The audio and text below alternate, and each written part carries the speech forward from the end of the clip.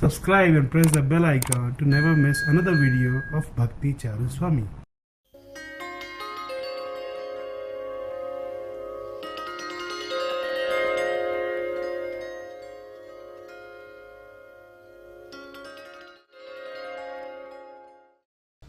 Yeah, right.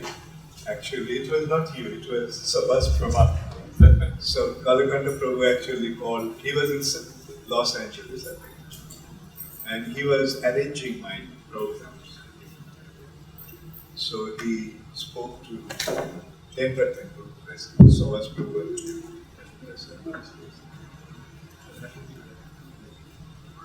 So, Sabas Prabhu was.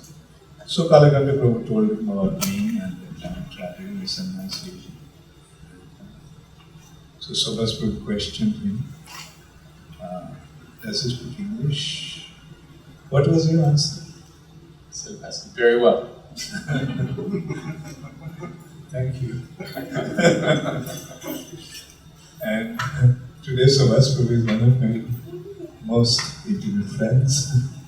And actually, that from that visit onwards, 79, Sabas Prabhu made a pact with me that whenever I came to America, I had to visit the temple.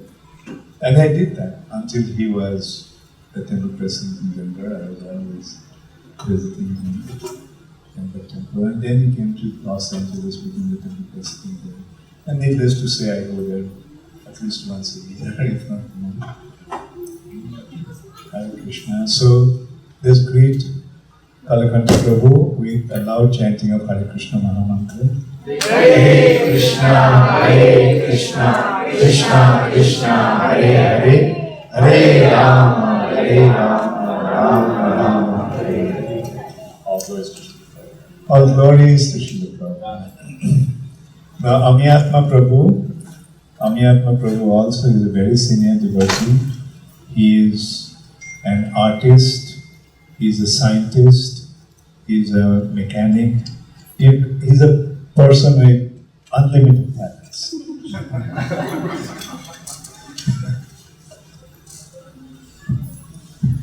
So, Amyatma Prabhu had been very much involved. How many of you seen the Fate exhibition in Los Angeles? F-A-T-E. No, okay, just you. Okay, anyway, there is a Fate exhibition. Prabhupada actually masterminded that exhibition. First, American theistic exhibition. Yeah. F-A-T-E. F stands for first, A for American, T for theistic, and E for exhibition. First American theistic exhibition, and Prabhupada involved all the artists in Fate those days, and Amyatma Prabhu was one of them. So let's all greet Amyatma Prabhu with a loud chanting of the Holy Name. Hare Krishna, Krishna Krishna, Hare Hare, Hare Rama, Rama Rama, Hare Hare. And we are so fortunate to have Brahmatirtha Prabhu. How many of you read The Perfect Question, Perfect Answer? First book. Wonderful. And that's the first book I give to all newcomers. Because it's such a convincing, such a wonderful book. And it was Brahmatirtha Prabhu who had been empowered to ask some brilliant Krishna conscious questions to Srila Prabhupada in order to enable his divine grace to come with perfect answers. So, perfect question, perfect answers. And Brahmatirtha Prabhu also is a scientist. He is also very much involved with Bhakti Vedanta Institute. Bhakti Vedanta Institute is a scientific wing of ISKCON, which Prabhupada actually himself established through Bhakti Swarup Damodar Maharaja. Those days, he was one of the few, I think he was the first PhD in our organization, and Prabhupada took great liking to him, and Prabhupada wanted him to preach to the scientific community. Actually, what is the greatest impediment to the propagation to the progress of Krishna consciousness? The greatest impediment is actually modern science. Modern science is brainwashing, not just brainwashing. They're poisoning everyone's brain, actually, not washing. They're poisoning their brains. What is their concept? Life comes from matter. And that automatically leads to there is no God, there is no creator. Everything came out of accidental happiness. Now, Brahmatirtha Prabhu is very much involved in PI, and he is organizing a PI conference. With the first one was organized by Srila Prabhupada himself, Consciousness in Science Conference. So 18th of December, 18th of January, okay, yeah, right.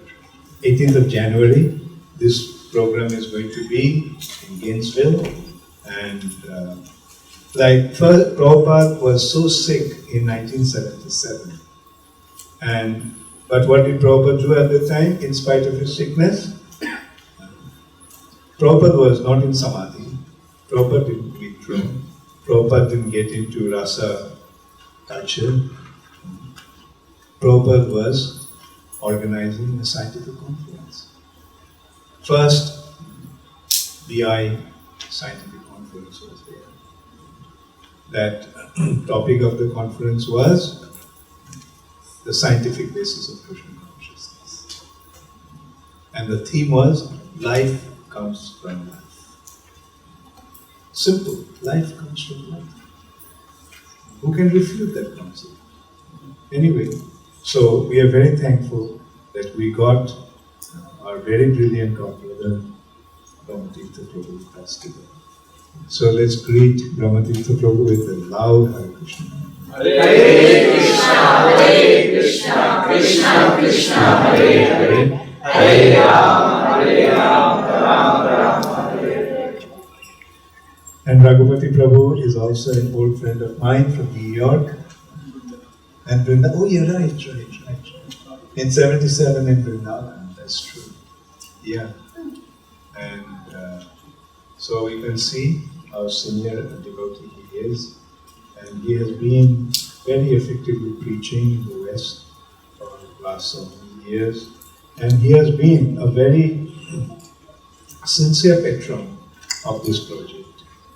Like, whenever there is a program, Raghupati Prabhu is there, along with his good wife. Thank you. And thank you so much, Vishnu. So let's greet Raghupati Prabhu with a hearty Hare Krishna. Hare Krishna, Krishna Krishna, Hare Hare, Hare Rama, Rama Rama, Hare Hare. So now we are going into glorification of Srila Prabhupada. Today is Prabhupada's disappearance day, so I will request Kalakanta Prabhu.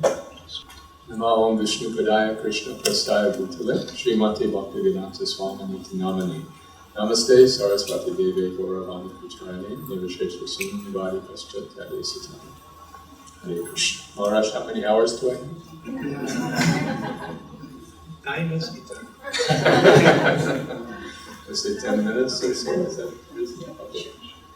Thank you. It's a great pleasure to be here and on this auspicious day, in this auspicious place with all of you. I so much appreciate Bhakti Charu Maharaja's kirtans are the most soothing of any kirtans I know in this time.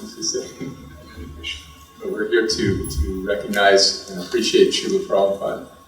The diversity of his disciples here is just a clue to Prabhupada's greatness. From Puerto Rico to New Jersey to West Bengal to, where are you from? Where are you from? America? Or you guess that? California. Okay. The point is that Prabhupada reached around the world and brought us out of our very promising lives into a life of blissful happiness. And it just goes on and on. It is amazing. In my case, Srila Prabhupada came into my life when I was a young man, 18, and through his disciples in Portland, Oregon. And I saw his picture on the Vyasa-san because we didn't have murtis in those days. And it was a very humble temple, suburban house, but the spirit was very strong and the devotees were all very committed and elevated. That really struck me because I was a spiritual seeker. And in all of my seeking, I had never met such really powerful spiritual personalities. So that was a reflection of their guru, and I understood this is a tremendously effective spiritual leader. So although I was a young and inexperienced, somehow I threw in my lot with Srila Prabhupada to see what would happen. I had a little interest in understanding God, and then he completely overwhelmed me. So this is his service has been my life since then, and it has been a wonderful life, and I'm very grateful to him. His association was very much prized by all of his followers. At that time, maybe 1,000 disciples, and every one of us was very eager to be with Prabhupada and to see Srila Prabhupada. So I had an experience I wanted to share, a couple of experiences I wanted to share in that regard. So Bhakti Charu Maharaj, he was coming from such an elevated platform that he immediately entered Prabhupada's entourage. And Srila Prabhupada was very different in India and America. In America, it was much more formal, and there was always an entourage around him saying, "Okay, stay back, stay back." Same in India. In the latter days, yeah. The first times he was much more familiar and involved in the early days of India. Because Prabhupada's secretaries and senior devotees always meditate to kind of make Prabhupada very, very unapproachable. It's interesting to know the White House in Washington was open to any U.S. citizen to walk in at any time without an appointment and see the president up until the administration of Abraham Lincoln. So it's just a matter of maturing in an organization to give the founder some space. So nonetheless, we all cherished the desire to do some personal service for Srila Prabhupada. And so I had a service of distributing books, but our party leader, Satsuru Maharaj, brought us to Chicago in 1975 because Srila Prabhupada was there. And he installed during that time 6 sets of Gaurnitai deities to be traveling on buses. And he also initiated about 75 disciples, which was a lot in those days. And all of us were thinking as young men and women, we're thinking, okay, Hare Krishna movement will take over the entire country in 5 years maximum. That was the intensity of the spirit at that time. So one of my friends was cooking for Srila Prabhupada, and he said, "Would you like to help me?" And I did not know how to cook, but I said, "Sure, I'd be happy to." So he taught me how to make sandesh, which is mostly just methodically rubbing curd until it is fine. Right? So he engaged me in that. And he said, "Would you like to offer Prabhupada his lunch?" And this was a big thrill, so I said, "Of course, yes." So he told me how to do it, and I brought the plate in, and it was just me and Srila Prabhupada in the room. I was 20 years old. And Prabhupada looked at me and said nothing. So I put down the plate, offered my obeisances as instructed, and left, waiting to hear when he would ring his bell, meaning that it was time to collect the plate. So I was waiting outside with sandesh on the plate. I was wondering, will he like this sandesh? And then he rang the bell, came in, he looked at me again, said nothing. I saw the sandesh had been, half of the sandesh pieces had been taken, so that was the perfection of my life. I could have died right there, that was good. And I also thought, wow, this is an opportunity to get Prabhupada's remnants. So I closed the door, and the moment I closed the door, across the hall, the other door opened. It was Brahmananda Swami, the secretary. "Where's Prabhupada's plate?"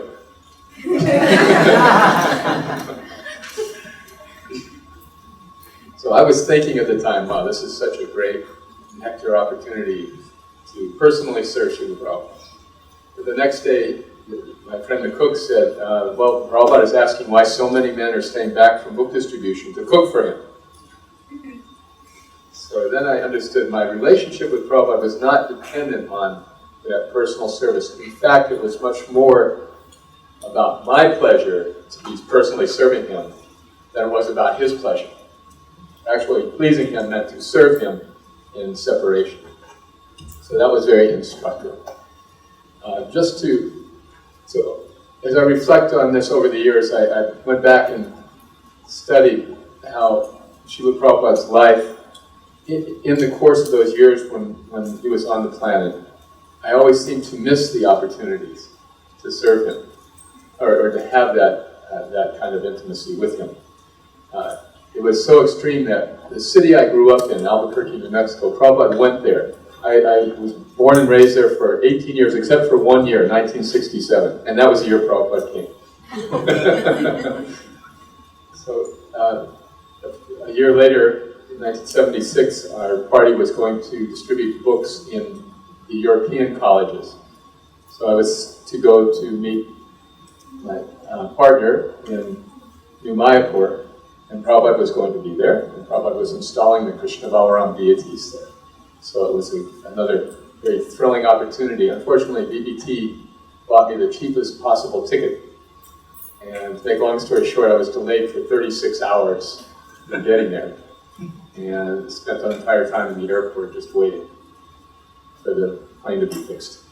And I had a brahmachari, I had no money, I had no other options, so I was waiting and waiting. Finally, when I got to New Mayapur, my partner said, oh, I just spent the last 2 days with Srila Prabhupada, talking all about our service, and I was wondering, where is he?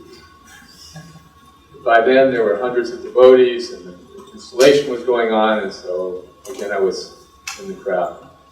So, this always made me wonder, why is Krishna doing this to me? Why is he depriving me of this opportunity I cherish so much? But again, over the years, I've come to understand my relationship with Prabhupada was not at all dependent on proximity. He gave the example of the king and the bug. So the king may be sitting on the throne, and the bug is also sitting on the throne. But that does not mean that the bug has become the king. So we may be in proximity to the great Acharya, but that does not mean we have somehow elevated to his position. So in my retrospective thoughts on this episode in New Mayapur, my partner was actually very close with Srila Prabhupada, and he had been with Prabhupada, serving Prabhupada in different places over the years. Who is that? Yes. So just shortly after Prabhupada's departure, he also left ISKCON. That was sort of the thing that kept him alive, I guess.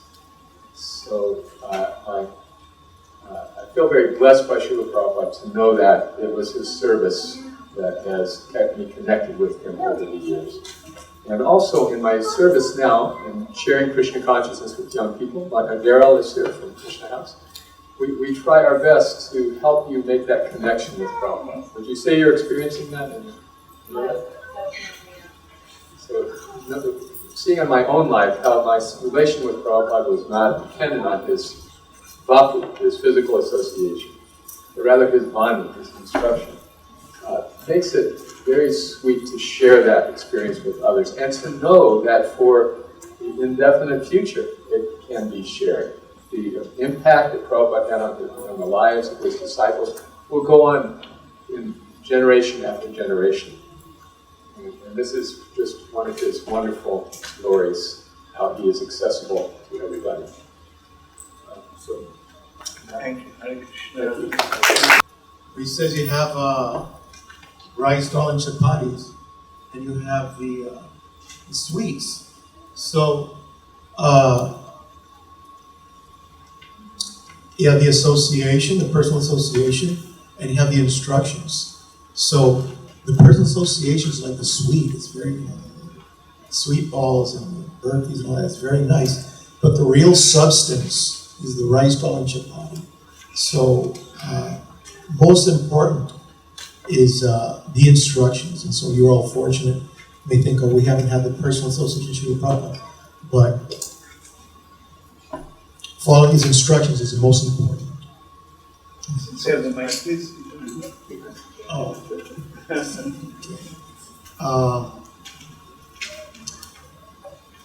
I'm not going to speak very long. I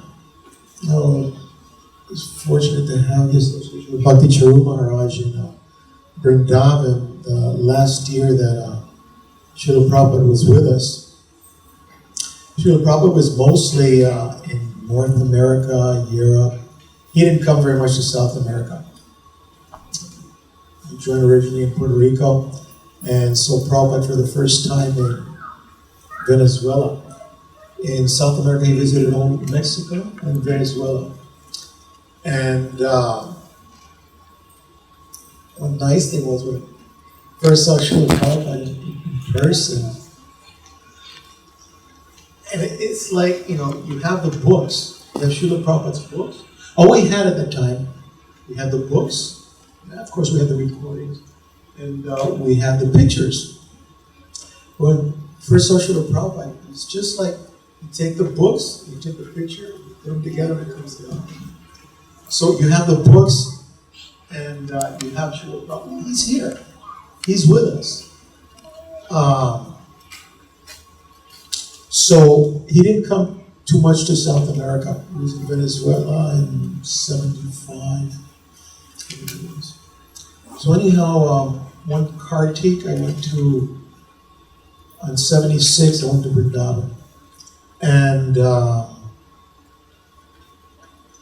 then Prabhupada came, and Prabhupada wasn't very well. He was starting to get ill. And he decided that he would stay in Vrindavan. He was going to spend some time in Vrindavan. So I heard, okay, Prabhupada is staying in Vrindavan, I'm staying in Vrindavan. Because so many Godbrothers had the chance to have a personal association with Prabhupada. But in South America, we hadn't had that opportunity, so I decided I'm going to stay. And so I had the opportunity to serve there in Vrindavan, and I was like, for the temple commander in Vrindavan, last year that Prabhupada was there. And so many nice things. Prabhupada's health was deteriorating, and they would have to carry Prabhupada on a palanquin. But still, it was just ecstatic. Just to one thing I remember, like in the Guru Puja song when we sing, from him, ecstatic prema emanates.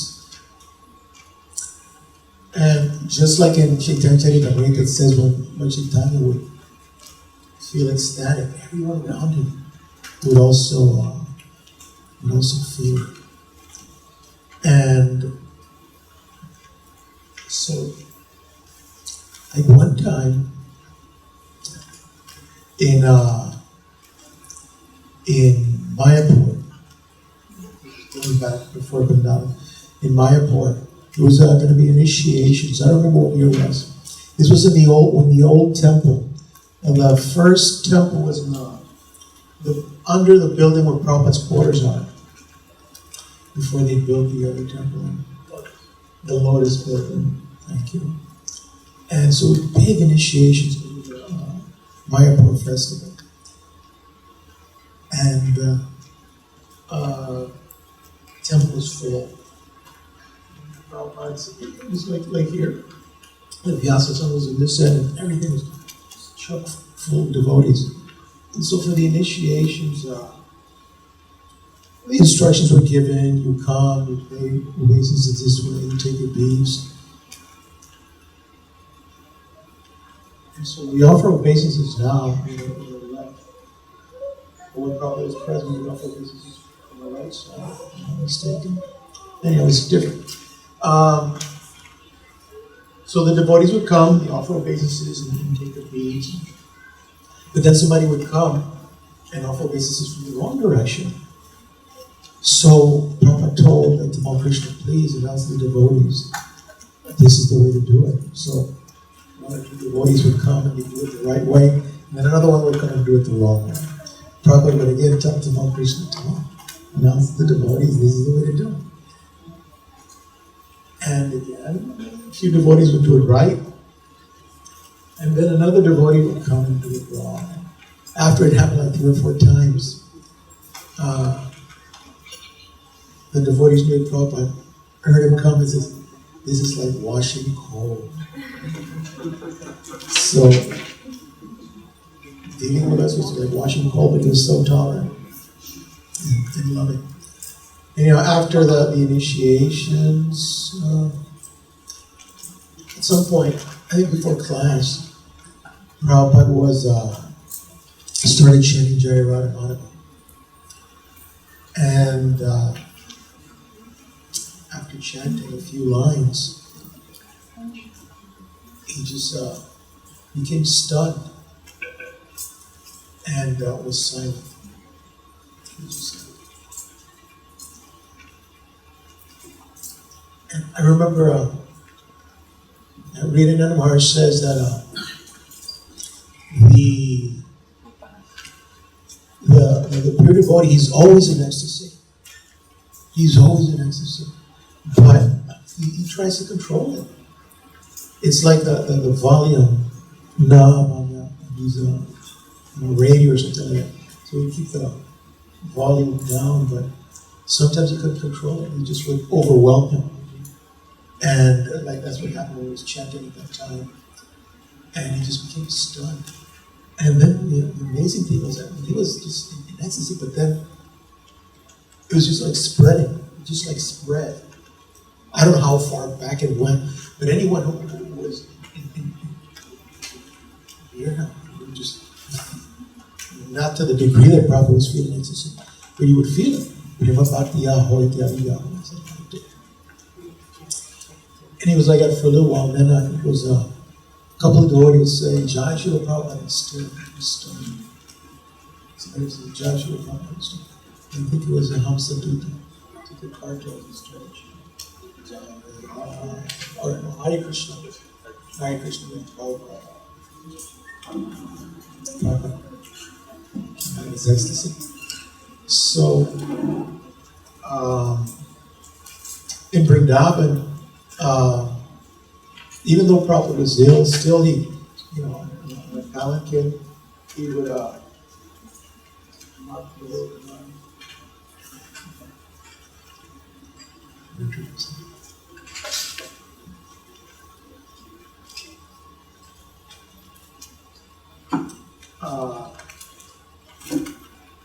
so still even in his palanquin, he would come in and see the deities. Also, in the courtyard where the tamal tree is, sometimes he would sit there, and the devotees would come and it was Jai Sachinanda. Anyhow, they would chant for Prabhupada, just so sweet, so sweet. I remember on one occasion, when you go to Prabhupada's house now, when you enter, right in that little ante room, they have the books and stuff like that. That used to be like the guard used to sit there, just to guard Prabhupada's house. And then when you walk a little further, in the end there, that's where Tamal Krishna Maharaj had his. Tamal Krishna Maharaj is the gatekeeper. Very difficult by him. So yeah, that was somebody was doing watching guard duty. They were sitting there. Then one morning before Guru Puja, I was doing that service, just guarding, and it was time for Guru Puja. So all the Gurukul boys, we had the Gurukula there, we still do. They were outside, and they started chanting all these nice mantras. And it's like in Srimad Bhagavatam, when these great kings would come, would be all these chanting of mantras to receive the king. So we're doing like that. We're chanting all these nice mantras and chanting Hare Krishna. It's so beautiful. Prabhupada's departure. This morning I was listening to some of the remembrances from in Mayapur, and some people were lamenting. And it was hard because Prabhupada was leading, but everything that Prabhupada did was ecstatic. So even his departure, so many things were just wonderful and ecstatic. On that occasion, the devotees were just before Guru Puja. They were out there all the children chanting, and so they were bringing Prabhupada on his palanquin. They were sitting a little at the entrance there. They were seeing Prabhupada, and they were bringing Prabhupada from his room in the palanquin.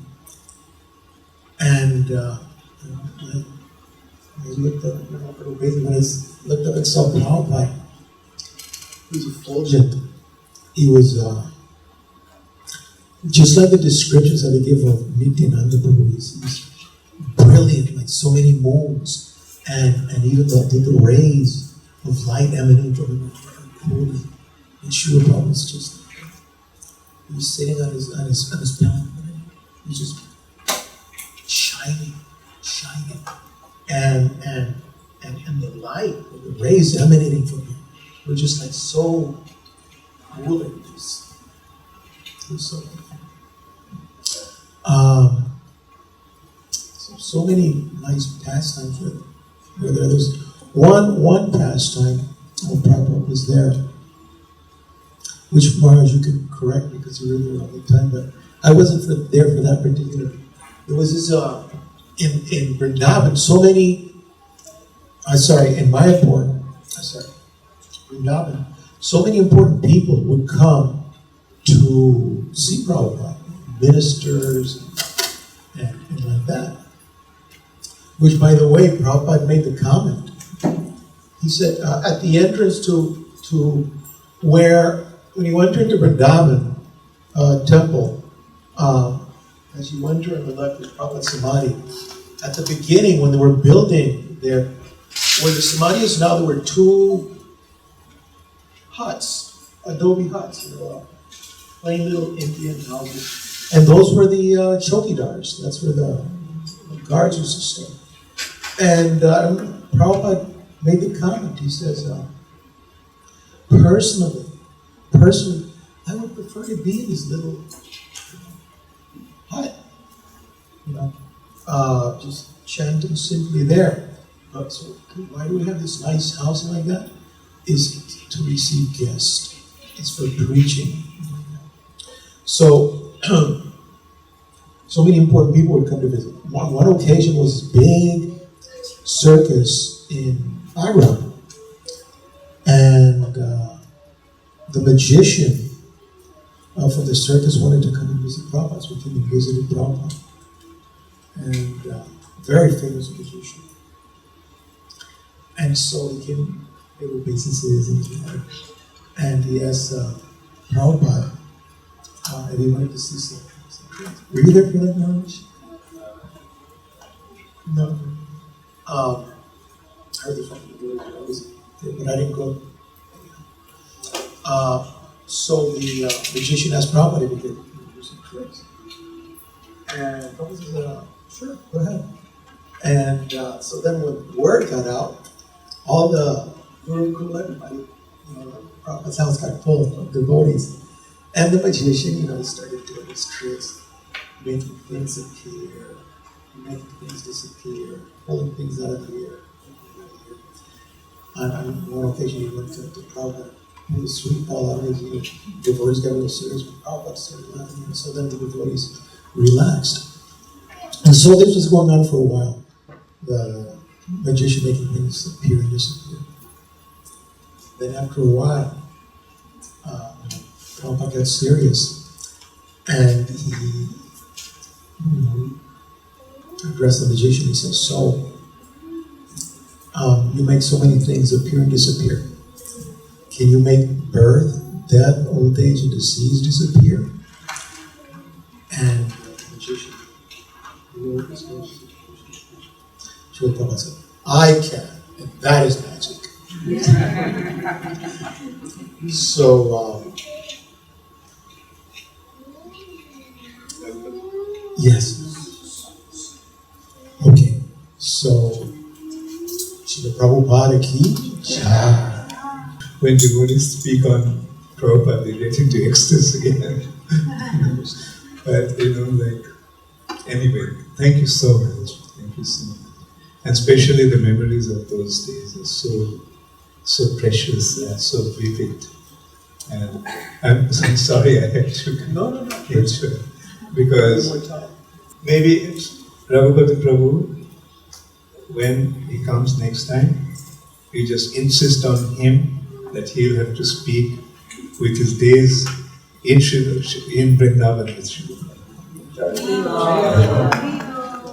Jayam Vishnupada Paramahamsa Paravachacha Aspara Sata Shishimad, His Divine Grace, A.C. Bhaktivedanta Swami Prabhupada ki jai.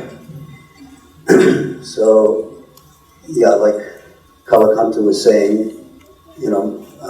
many of Prabhupada disciples didn't have the intimate association of Srila Prabhupada like the more advanced and more fortunate devotees. So I joined in Los Angeles in 1973. Actually, I found Srila Prabhupada's book, the Krishna book, in 1970 in the library, but there's a whole story to that. I made a video on how I came to Krishna consciousness, but I found out from Jayatirtha because he donated that book to the library. That was the very first Krishna book that had come in, and they didn't know what to do with the big book, so he donated to the library. Krishna book, the teachings of Lord Chaitanya, and the Nectar of Devotion. So those three books, I got them from the library in 1970, and I accepted Srila Prabhupada as my spiritual master. I was looking for a spiritual master for a long time. But it took 3 years before I actually joined the temple. I didn't even know about a temple when I found the books. But it took some time. Then I found out about the temple. I go knocking on the door, and the doors were closed. I always came in a weekday or on a Saturday, and it took some time. But I was finally got to join the temple in 1973 and got initiated. But, like with Kalakanta, I didn't have any real association, personal, a direct association with Srila Prabhupada. Actually, he got to go in the Prabhupada's room alone with me. But fortunately, I joined in Los Angeles. It was the world headquarters, so Srila Prabhupada came quite often. He stayed for weeks, sometimes a month or more at a time. So we got to hear many classes and got his personal association that way. But I've noticed that sometimes some of the more senior devotees, they had so much association with Srila Prabhupada, they didn't remember all the small things. But a lot of us who didn't have the direct association, it was the little things we sometimes remembered and relished, And some of them weren't even our direct things. Like one time, Tamal Krishna, he had an experience with Srila Prabhupada, and he came down from Prabhupada's room, and he took prasadam with the brahmacharis at the time, and the LA ashram. So he came in and he told everyone the story that happened. So years later, I was telling some devotees, and they said, "Oh, you should, tell that story to Tamal Krishna, see if he remembers it." I did. He didn't remember it, but it was actually Prabhupada was in his. Tamal Krishna was serving Prabhupada as the secretary, personal servant at the time, and Srila Prabhupada asked to get him some indoor slippers, and so Tamal Krishna bought some indoor slippers and dyed them saffron and brought them to Srila Prabhupada, and Prabhupada wore them in his room, inside. So Tamal Krishna went and bought himself a same pair of indoor slippers and dyed them saffron and came into Prabhupada's room, and it was just after he came into Prabhupada's room that he came downstairs and he told us the story. He said Prabhupada saw he had the slippers on. He said, "Why are you wearing shoes?" He said, and he said he just stood there with a big smile on his face. He said, "Prabhupada, these are my indoor slippers. They're just like yours." And Prabhupada said, "I have instructed no shoes." So he said, "Don't try to imitate the spiritual master. Simply follow the instructions." So I remembered that story. But when I asked Tamal Krishna, he said he didn't deny it. He just said he couldn't remember it. But Another time I was my first morning walk was in January of 1974, just after I was initiated. And I had just bought a tape deck a week or two before, and it was rechargeable batteries, and put it on and charged it the night before and made sure it was all charged. It had a battery meter and a volume meter, and I went out the morning walk. And about 15 minutes, my battery died. And I'm like, what happened? I was trying to get close to Prabhupada with the microphone, and so about another 15, maybe 10 minutes later, I think it was Pradyumna, he had the actual deck for Prabhupada, the professional, it's called Oriya, I think, or something, a German deck, and he had that deck, and he came up to me and he said, Prabhu, I don't understand it. I had the batteries on charge all night, but the batteries just died. And I said, well, the same thing happened to me. So I saw that Srila Damodar had a cassette recorder, a Sony Walkman with the recorder. And I saw he had handed up by Prabhupada. So I said, well, Srila Damodar has a recorder. So we both went over to Srila Damodar, and he said, no, it's a strange thing. He said, I just bought the battery just before the morning walk. He said, I just stopped at the store and bought it. But the battery just died. So years later, I asked Srila Damodar if he remembered that. He said, he didn't remember. But, things like that, some of us remember, because I only went on 2 morning walks. That was my first one. So something like that happened, it's etched in my memory. The tape, most of it got recorded, so it was just a little bit that didn't. The one part that didn't, Srila Prabhupada had been speaking about astrology, first astronomy, and then Srila Prabhupada talked about how he went to astrologer. And so devotees were asking, one devotee asked, Srila Prabhupada, should we also go to astrologer? And Prabhupada said, no, it's not necessary. And then he explained that, that for us, we're born not as devotee. And so the karma, the planets are arranged for our karma. But once we get the causeless mercy, this pure devotee, all of that karma changes. So he said, going to the astrologer, you will simply get your reading for your birth, the mundane birth. For the pure devotee, he didn't explain it exactly that way for himself, but my understanding is because Srila Prabhupada is a pure devotee, then the planets were aligned to show his devotional activities, because he was pure devotee from birth. So then he said, you simply go in front of the deities and clap your hands, and all of the lines on your hands will change. And then he said, and you surrender to Radharani. He said, if you surrender to Srimati Radharani, she is more powerful than all the demigods. So I remember that, because he got very, raised his finger and he said it very loudly, boldly. He said, Radharani is more powerful than all the demigods. Because the demigods control the planets, and that is what aligns your astrology. So, so if we take mercy of Radharani, then it doesn't matter our astrological reading, because that's simply going to show our mundane life, what it would have been, what that karma would have been. But once we get the causeless mercy of the pure devotee and the spiritual master, all of that changes. So, we had so many times that just small things with Srila Prabhupada, because we didn't have that intimate association, but small things, like just when Srila Prabhupada would look and would smile, you would understand. Actually, that same morning walk, when I was on the morning walk, after the battery died and I stepped back, I couldn't get very close to Srila Prabhupada because there were so many senior devotees. I had just gotten initiated, so I couldn't hear what Srila Prabhupada was saying very well if you're not right near him. So I saw nobody was walking behind Srila Prabhupada, so I started walking behind him. And anyway, don't walk too close. I was thinking, I'll just walk in his footsteps. And so I'm looking down at the ground, just trying to put my feet where Prabhupada is walking, and then I didn't know that Prabhupada all of a sudden stopped to give a point.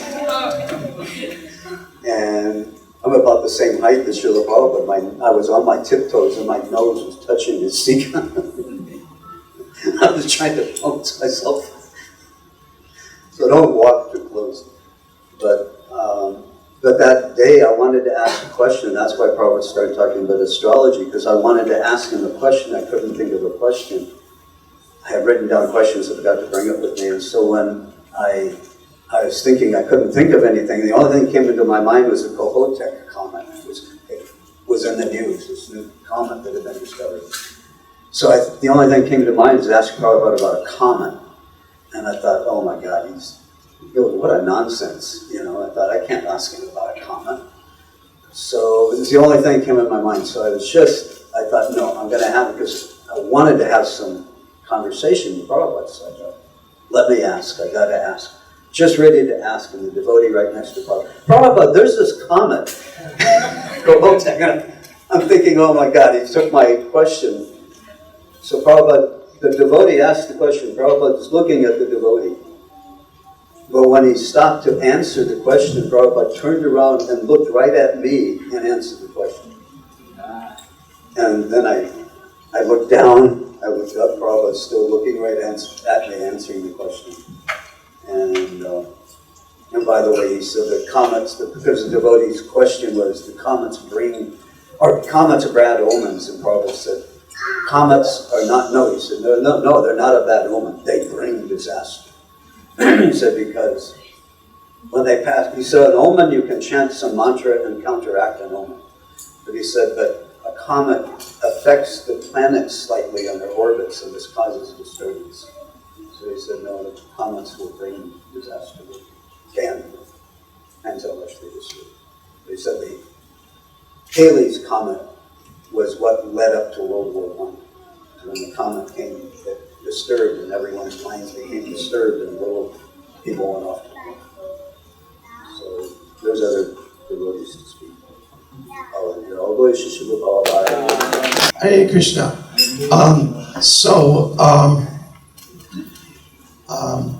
A few stories to tell, but first an appreciation, and you can cover your ears. But I really appreciate Bhakti Charu Swami in many ways. Prabhupada came to the West, he said, to make Brahmins. What does Brahmin mean in ordinary terms? It means gentleman. So if our movement ever has a shortage, it's always of ladies and gentlemen. That's our, we say, what do we need? We need ladies and gentlemen. And when Bhakti Charu Swami joined, he started off as a gentleman. And immediately Prabhupada took him into the inner circle, gave him all 3 initiations in rapid succession, and let Prabhupada let him into his very inner circle, because he was a gentleman who not only had intellect, but had the heart. So you have a gentleman, good behavior, hard intellect, and that's what Prabhupada was looking for us. Last year I had to attend the GBC meeting in Ujjain, and I was lamenting about that, because I was in Vrindavan, finally by the mercy of Borjan, I was getting a connection with Vrindavan, which is always difficult for me. Then I had to leave and go to Ujjain. Darn. And so I went there. There was a committee I had to attend at the GBC. One must do their duty. And Bhakti Charu Swami created such a nice atmosphere in Ujjain. Every little detail taken care of. Just lady and gentlemen all around. And GBC meetings, for those who have been there, they're intensity on steroids.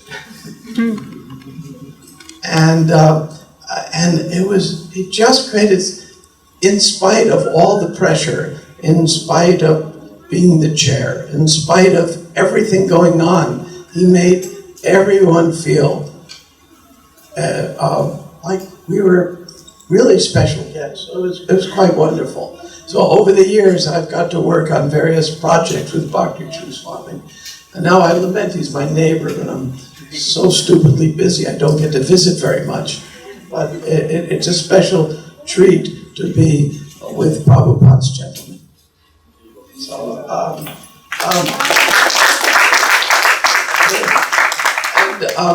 that said, when I'll begin with when I was, Maharaja mentioned the conference. There was 5 of us devotee scientists were there. And I guess I'm the last one that's alive and still in ISKCON, but anyway, there were 5 of us. And there's a famous picture of us standing with our ties and jackets and bead bags. And we were presenting on the Life Comes from Life conference. And some very famous scientists came. One of them, Dr. Sudarshan, just passed away, right? He was very famous then. And some oddball scientists showed up too, but some very famous ones. And Prabhupada wanted us to interact. And he was too ill to come to the meetings. Could somebody just bring me a little bit of water? I'd dry out easy. And he, so every night, Prabhupada would call us into his room for the Sankirtan report. There was this bust of Prabhupada, this beautiful bust. He said, you can take that to the conference, which was right in the Gurukula courtyard. So he calls in a room, he wanted to get the Sankirtan report. And what did he want to know from the scientists? 2 things. What did they say? What did we say? So he'd give him a report. So one night he calls us in, and Prabhupada couldn't see very well. He was so thin. He had to wear dark glasses even in a dark room. And it was so difficult. And so Tamalkar said, here's your scientists, and they're wearing their suits and ties. So Prabhupada said, get them chairs. Of course, we're a city culture. We didn't have many chairs then. So a few of us just sat like this, pretending we were in chairs. We didn't know what to do. And then Prabhupada had the Sankirtan report. When I first got to Vrindavan,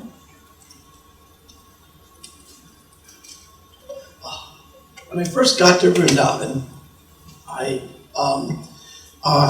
happened to be on the same plane with the Treya Rishi, GPC man. So I was able to get right in to see Prabhupada. And we walked in to see him. Now the Prabhupada we know is the Prabhupada you see on the Vyasa side. And the last time I saw Prabhupada was the Rath Yatra 1976 in New York. He was a little ill, but he was still the Prabhupada we knew. When we got there, we walked in, and there he is, emaciated. When you have what he has, a kidney failure, you can't eat anything. You get totally emaciated. Every little thing hurts. And we walked in. He saw the shocked look on our face. We were shocked. I mean, just really shocked. And Prabhupada started laughing and laughing. Were you in the room when we walked in? I don't remember who was there. And he started laughing and laughing.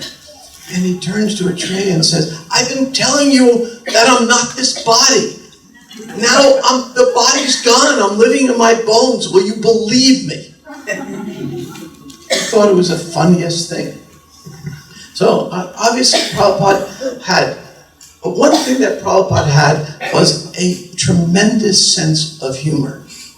And the problem was that it usually went over our head. And I was having this conversation with Hridayananda Maharaj about the Bhagavatam, and he was pointing out to me the various jokes in there. They're mostly literary jokes, double entendres. And he's pointing out, he said, these sages really had a sense of humor. But if you don't know Sanskrit very well, you'll never understand it. And certainly Prabhupada had his own sense of humor. I'm sure there's many of the things that Prabhupada said that went over my head did not go under Maharaja's head. And then Prabhupada would also tell these, what was it, Gopal Bhatta jokes. What's it? Gopal Bhatta. Yeah, and they're very, very funny. You know, these stories, he did. One time Gopal walked, he was the court jester of the king. Prabhupada tells a story. He's a court jester of the king. Nobody could laugh at the king. And the prime minister certainly couldn't, because it was too serious. But the king had a jester, so he walks in, and the king, and Prabhupada's telling the story, and the king says to him, Gopal, you're an ass. And Gopal says, no, I'm not. But I don't stay too far. Something like that, Prabhupada. And the king goes, what is the difference? Excuse me? What is the difference? Oh, yeah, yes, that's right, thanks. He goes, what is it? And he says, no, I'm not, but what is the difference between, and you? The king said, what is the difference between? Yeah, what's the difference between you and an ass? And Gopal says 6 feet. Thanks for helping me. I gave a class the other day, and somebody asked a question some of you may have. What was it like sitting with Prabhupada, for those several days? He pointed out 6 feet. Pointed out 6 feet, yeah. Between him At the gate, yes, thanks. I blew that one, but anyway. So somebody, what was it like? Well, when I went to Mayapur, I was a high school teacher in the most advanced, progressive, modern, least political state in India, Bihar. Those from India know that joke. And then I was in a terribly remote place, But fortunately, I wasn't that far from Calcutta. So I'd go into Calcutta and ran into some devotees that were doing food relief for Bangladesh refugees. And I said, that's cool. So I went up to Mayapur, and then Tejas was there and introduced me to Prabhupada. Unfortunately, our first conversation wasn't recorded. It would have been nice because Prabhupada talked to me. Well, who are you? Why are you here? The book, unfortunately, begins a little abruptly, and that part. The second conversation, Shama Sundar said, this is interesting, and turned on the tape recorder. Now, I didn't know it, but the whole room was full of devotees in the doorway. It was like a bunch of heads, kind of like Halloween style or something. A bunch of heads in a whole frame. But Prabhupada had such a presence that I felt it was just me, Prabhupada, and Shama Sundar. And then later on, devotees told me they were there. There were 70 devotees in Mayapur for the first Gorpanima. There were no buildings, Bhajan Kutir, and some tents. And there was one English-speaking guest, me. So my theory on it is that Prabhupada kept me in the Bhajan Kutir with him to protect me. Because you have 70 people very zealous to preach what can be done. But Prabhupada made me feel very, very comfortable the whole time. And a lot of it with a sense of humor. And the most poignant moment, which is in Yamuna's biography book, is after having a day and a half of conversations with Prabhupada, very theoretical, because due to a disability as a kid, I grew up spending a lot of time in the woods thinking, meditating, and reading philosophy. It was a big blessing I had. So I had a lot on my mind when I met Prabhupada. And I assumed that, I said, well, I don't know who's who. I mean, I went to India to try to look for spiritual life like many of us did. But I said something about Prabhupada. I said, I'm assuming he knows the truth and I'm not going to challenge him. And I was rendering service. Well, what does the Gita say? Inquire submissively, render service, and you'll be revealed the truth. Tattva darshana. So by accident, I hit the formula. And the formula works. So after a day and a half of conversation, Yamuna came to me with tears in her eyes under the moonlight. There were no lights, it was just the moon. Full moon, it was Gorpanima. She came with me with tears in her eyes, and she turns to me and goes, you are so fortunate. So very fortunate. You're getting all this time with Prabhupada. I think I was the last devotee that joined that got like days with Prabhupada. It got too big after that. You're getting so much time with him. You're so fortunate. She loved bonding. And afterwards, I walked away and I went behind the pandal and the rice paddies and I kind of just collapsed, started crying.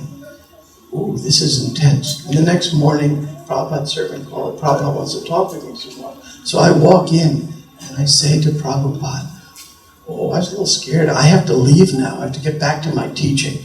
But the way it is in Indian schools, no one knew if I was there or not. And no one knew if school was on or off. I'd show up and there'd be nobody there and nobody knew why. And it was just strange. I'd never figured it out, the calendar. So, And I was so remote that the Peace Corps administration would never visit me because it was too hard to get to. And so I could do whatever I wanted. But anyway, I said to Prabhupada, I have to leave now. And this is in the book. And Prabhupada turns to me with a big smile. And he says, don't talk L-E-A-V-E. Talk L-I-V-E. Don't talk leave, talk live. So I said, oh, I should stay? And he said, yes. I said, okay, I'll stay. And he goes, good boy. At that moment, like you say to your pet dog. And at that moment, I knew I was his dog. It was the moment I gave Muna all the credit for that. So I'll tell one final little story, because I'm not going to take too much time. But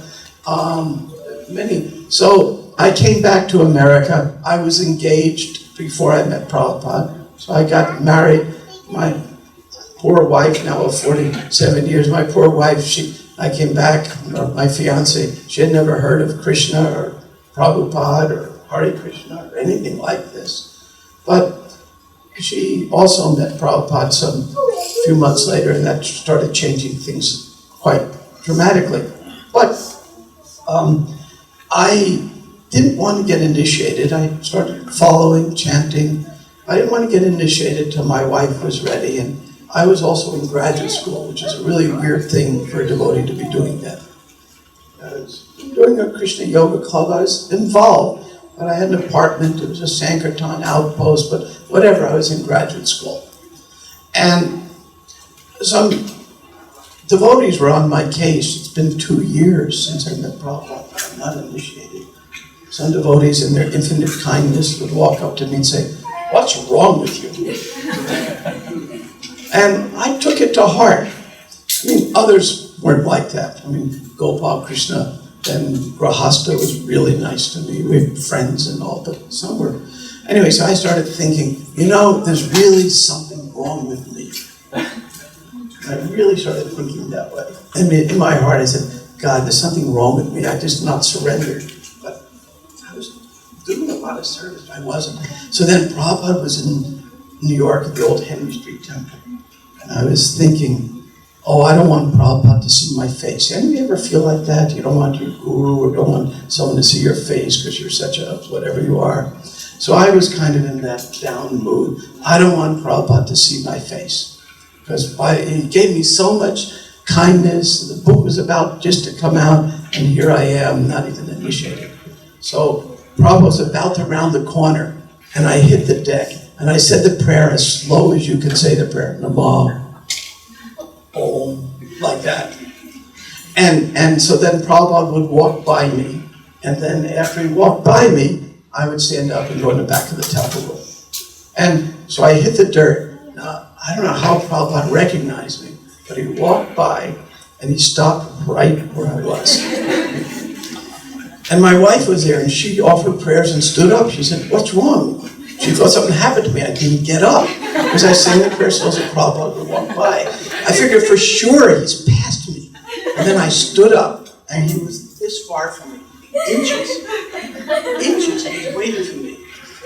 And he did something he doesn't usually do, but he probably was very personal. So he gave me a special encouragement, put his arm around me and said, nice to see you. Now, that was special. Because what it did is then I knew in my heart that what I was doing was right. Because I had a plan to become Krishna conscious, and I had a lot of good mentors, Gopal Krishna Maharaja, Trader Rishi, others, and I had a plan, I had a path.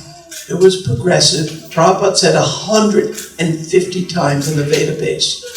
Actually, more than that. I stopped counting 150. Krishna conscious is a what process? Gradual process. And so I was doing it. And then, so Prabhupada gave me that total, as soon as he did that, I knew that what I was doing was the right path. He didn't have to say anything. And so that was like a total amazing reinforcement. A rare event. I actually didn't believe it happened. But then I talked to other devotees who kept saying, did you see what happened? Did you see what happened? I said, okay. I guess it did happen. So there are many more stories to be told at other times, but brevity is the soul of wit. So I'll stop here. Thank you very much.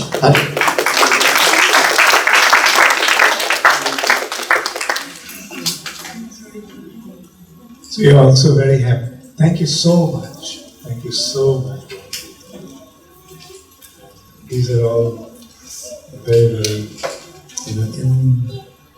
enlivening, very revealing situations. And, I could see from the book, Perfect Question, Perfect Answer, that you did have a very, very special relationship with Srila Prabhupada. Because the way the questions came, unless and until there was very close relationship internally, those questions wouldn't have been. Thank you so much. Hare Krishna. So we are very fortunate also to have Bhagavad Prabhu with us. And so Bhagavad Prabhu is also a very senior Prabhupada disciple who is very committed to Srila Prabhupada and his mission. So now we will request Bhagavad Prabhu to speak. So I joined the movement on the tail end of Prabhupada's pastimes here on the planet. So I really was not able to personally meet him. So I really don't have much enlightening pastimes to give to anyone here. But there was, when I was still a Bhakta, and we were doing the 24-hour kirtan in the temple. There's another, one of my Godbrothers and I were chanting late at night, and he handed me the kartals. He was playing Mridanga, and we were chanting and going on. And he said to me, "Stop, wait, stop." And he, touched my hand, or that I couldn't, keep the beat with what he was playing. I couldn't keep, that kartal rhythm. So I felt somewhat embarrassed about that. But then he let me start up again, and we continued on with the bhajan and the temple. And of course, sometime later, I did get initiated by letter, and then of course, a few months later, he was very ill in Vrindavan. And when I did join, I was promised to go to India that year, but I wasn't able to go. So what was going on? But we all have memories of some things that happen in our lives where a big catastrophe happens. Something traumatic happens, like when someone passes away, things like that. Where we're at, what we were doing, and so I was, I happened to be doing temple maintenance that morning. I was quite, it was in November, so the weather in Michigan was very cold, and so we had to work on the temple heating system. They had a flood in the whole, there was a pipe that broke, and so I had to dig out go into the ground and open up the area and try to find the problem where the pipe had broken. So at that, when we got word that Prabhupada passed away, I had to continue working on this problem because the temple didn't have any heat. And so when we finally did get, splice the line back together and get everything working again, I went into the temple room and was able to, gather with the Godbrothers and things like that. But one devotee had asked me, because I didn't show much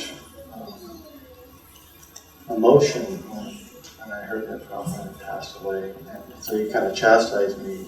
And, way. So, like when you're not crying or something like that.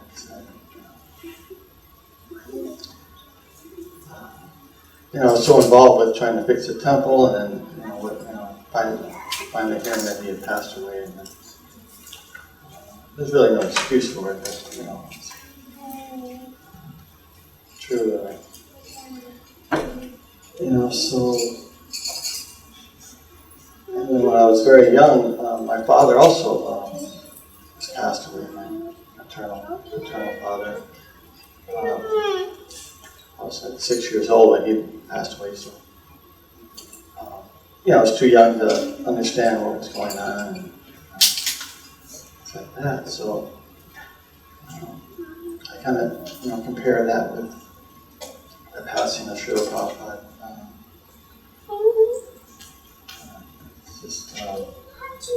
Unfortunately, I never really had a father figure. I had a big brother after my father passed away, but he was so much older that he really didn't. He didn't stay around. He went to college and things like that. So when Prabhupada passed away on this day,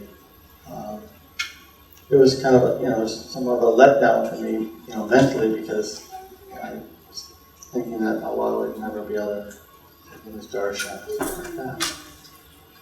So, but there's always, you always have to look at the other side too. Because I talked with someone, I think last summer, about how they had met Prabhupada, and they kept putting off taking initiation, and then finally he wasn't able to. So in one sense, I'm very fortunate to have been able to find Srila Prabhupada, find the devotees. So, I was 18 when I joined. I was initiated really a short time later. I was kind of surprised. I don't know when the devotees asked me if I want to take initiation. I said, well, I've only been here a few months. He says, well, if you don't do it now, you may not, get the opportunities. So,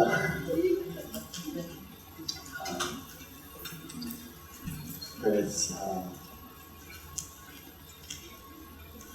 just, we are all so fortunate to, the Prabhupada has come for all of us. He's not just a few individuals, not trying to just save one person. He came here. Every part of the world to save, the lost souls. So in that way, we're all fortunate whether we were able to ever see Prabhupada or take initiation from him. Just to be able to get that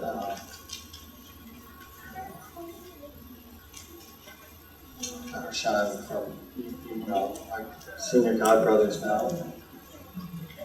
The movement seems to be spreading very nicely now. Going to India just about every year. Last year we went twice. And it's so enlivening to see Mayapur. It seems like it's like thriving so nicely. Vrindavan you can see that it's growing. It's the younger crowds, the younger devotees are coming, and they're enlivened.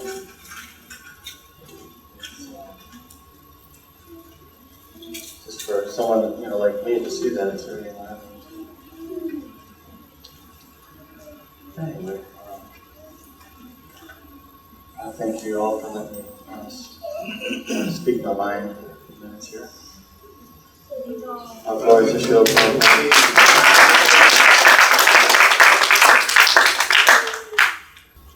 You can see that there is, when you start to speak about Srila Prabhupada, there's so much to say. And especially when you have so many memories and so many instructions. Therefore, I will request that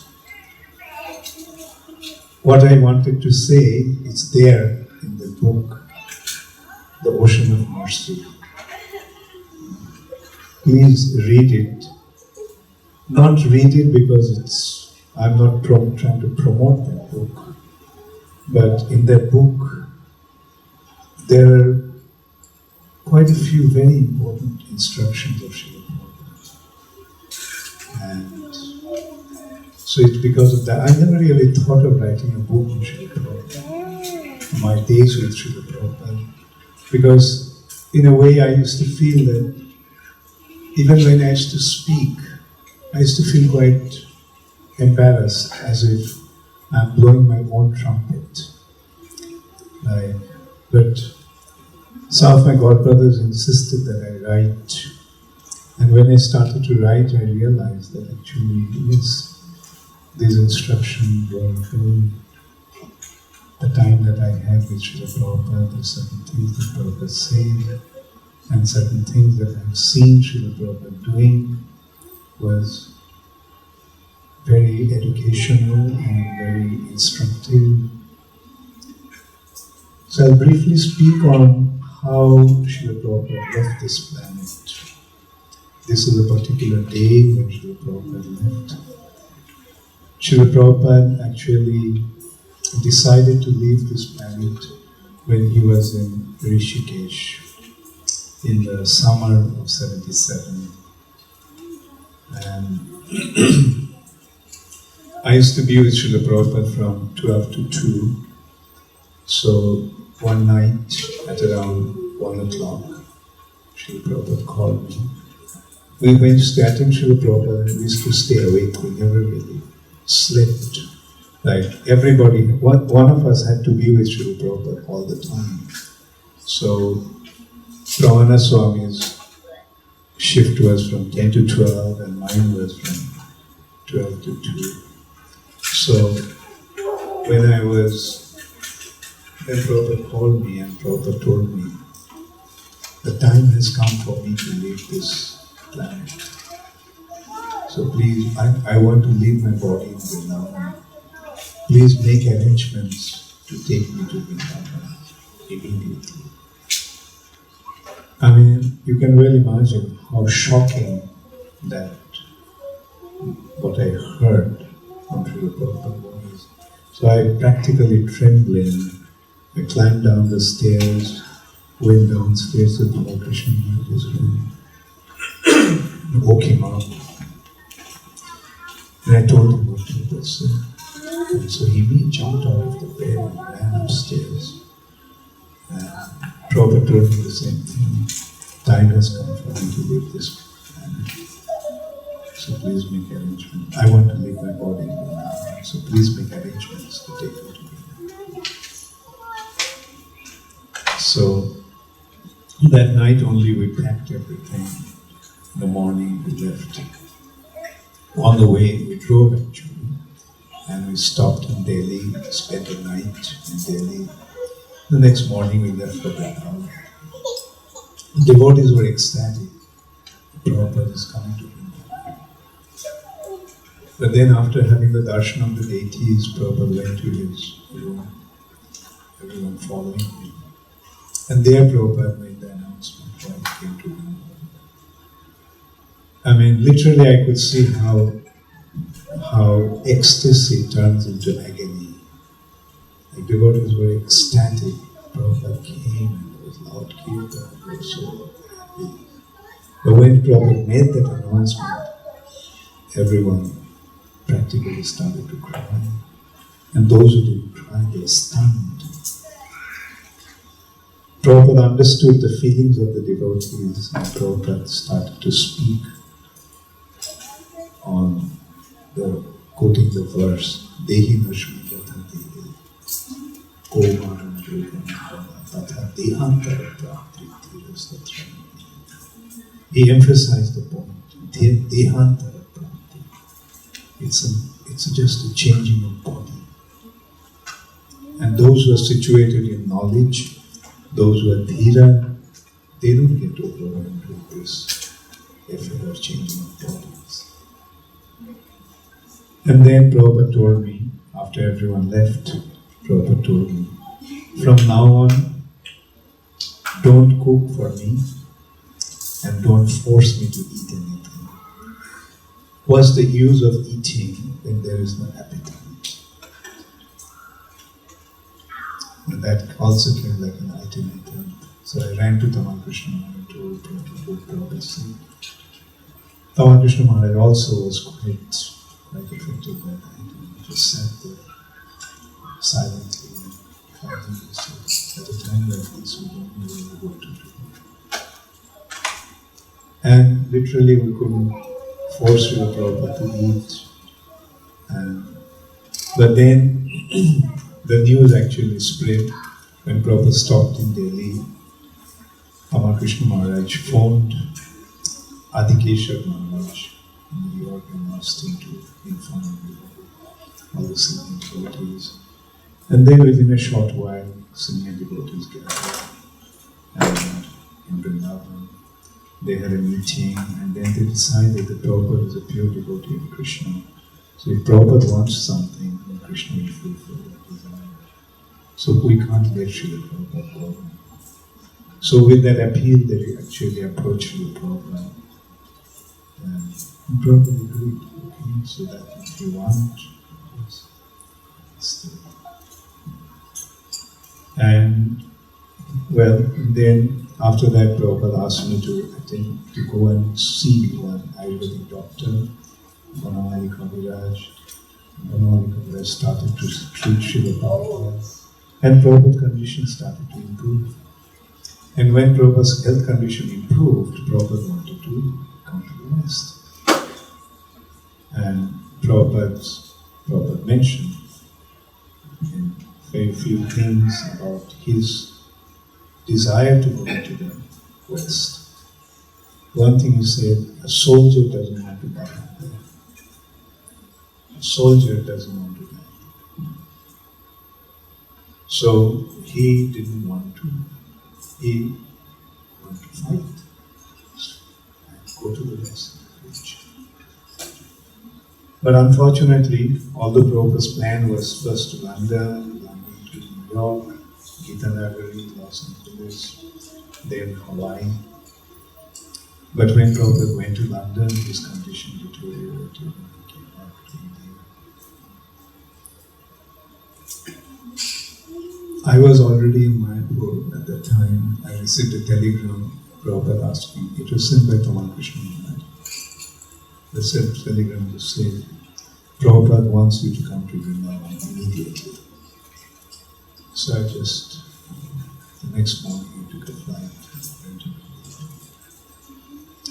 And I could see how Prabhupada's condition deteriorated. Prabhupada's condition was quite frail already when he left for the West, left for London. But now Prabhupada's condition, literally emaciated beyond anyone's imagination.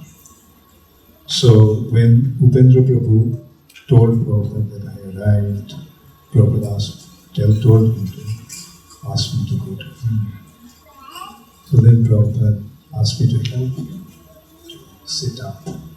So I helped him to sit up and propped him up with some pillows. So Prabhupada was sitting on the bed. And so I told him, Prabhupada, you become so thin. Prabhupada said, yes, now this body is a set of bones in a bag of skin. And literally it was a body that was a set of bones in a bag of skin. There was nothing, just bone and skin. But in that condition, even though Srila Prabhupada was in that condition, at least I didn't think that Prabhupada would leave. And we had hoped that Prabhupada would revive and Prabhupada would continue. And because, as Brahmatirtha Prabhu was saying, that Prabhupada was beyond his body. Like his physical condition didn't really affect him. Like he was continuing to translate, he was speaking, he was preaching, he was giving lectures. I mean, lectures means not outside, but Like once one very important person came, his name is Dalmia, very big industrialist. He came with his 3 daughters-in-law and few grandchildren. And Prabhupada spoke to him, the family, and Prabhupada was preaching to him.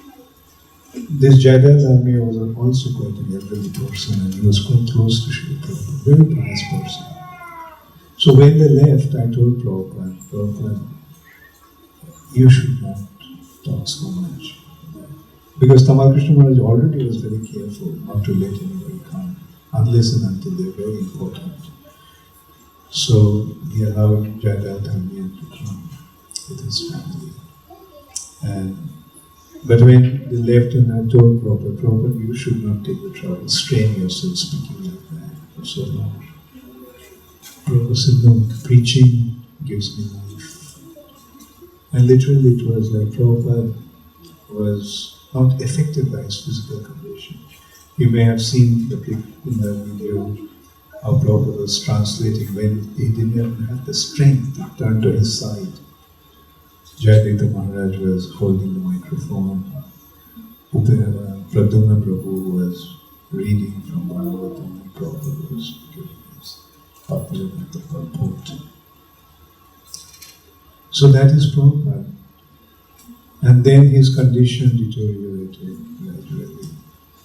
And it came to a time, by the time one Ayurvedic doctor came from Calcutta, his name was Ramanuja, his name was Damodar Prasad Shastri. He was a Ramanuja Kaviraj. So Damodar Prasad one day, he was treating Srila Prabhupada. And one morning, right, it was around the Mangla time, so he told me that Prabhupada has about 14 hours to be with us. So I told Tamal Krishna Maharaj called the other devotees, senior devotees. We had a short meeting. And then it was decided to, those days hardly anyone was allowed to come into Prabhupada's room. But that time this Prabhupada's room was open to. The room was full and devotees were chanting. Prabhupada was lying on his bed. There were so many devotees that all of them could come into the room by the French window next to Srila Prabhupada's bed. And it was opened up and devotees were looking at the Prabhupada from outside. And that was around 5:15 in the morning. And personally, I don't know how the time went by. Like, I never felt any need to go anywhere. There was no nature's call, just I stood there. Or I don't know how this 14 hours went by. And then at 7:15, quite true to Damodar Prasad's statement that Prabhupada had 14 hours to live. And Prabhupada left his body. And Prabhupada's leaving his body also was very wonderful. Like I was giving Prabhupada to open his mouth from time to time. I was giving Jamna water to Prabhupada. And some of Prabhupada's Godbrothers also came. Mainly Krishnadas Babaji Maharaj, Prabhupada's Godbrother, who was very close to Srila Prabhupada. He was there.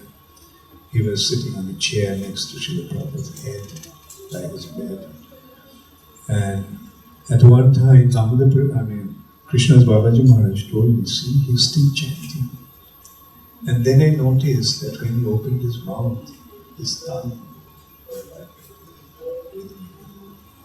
we couldn't hear the sound, but you could see that he was chanting. Krishna's Babaji Maharaj actually pointed that out to me. And so in this way, Prabhupada left his body. Damodar Prasad told me, he told me, he is leaving, don't cry, let him go. He's going back to Krishna. So before he told that, actually, when he first said that Prabhupada left, I couldn't believe that. So I said, please check carefully. So he took some cotton, just to satisfy me, he took some cotton. placed it in front of Prabhupada's nose. It was not moving.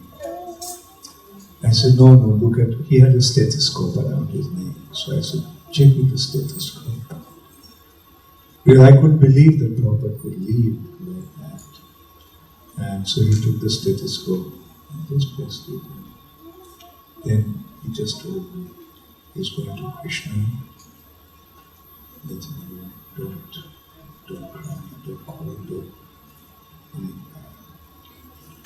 By the time everybody could understand what was happening, Srila Prabhupada's sister Pishima was just sitting next to Prabhupada's bed. And she just, no sound, nothing, just tears that just came streaming down her eyes, as if a pot of water broke. Silently, just tears streaming down her eyes. There was a devotee, Manindhar Prabhu, our Godbrother. He was crying, so I repeated the words of Damodar Prasad. So please do not progress to Krishna. And the devotees were chanting the kirtan. There was no kirtan like one person leading and others are following. It was everyone simultaneously just chanting, everyone chanting the Hare Krishna mantra simultaneously. So that is how Srila Prabhupada left. And it was a glorious departure. Prabhupada, through his own example, even taught us how to live the world. Jagat Guru Srila Prabhupada.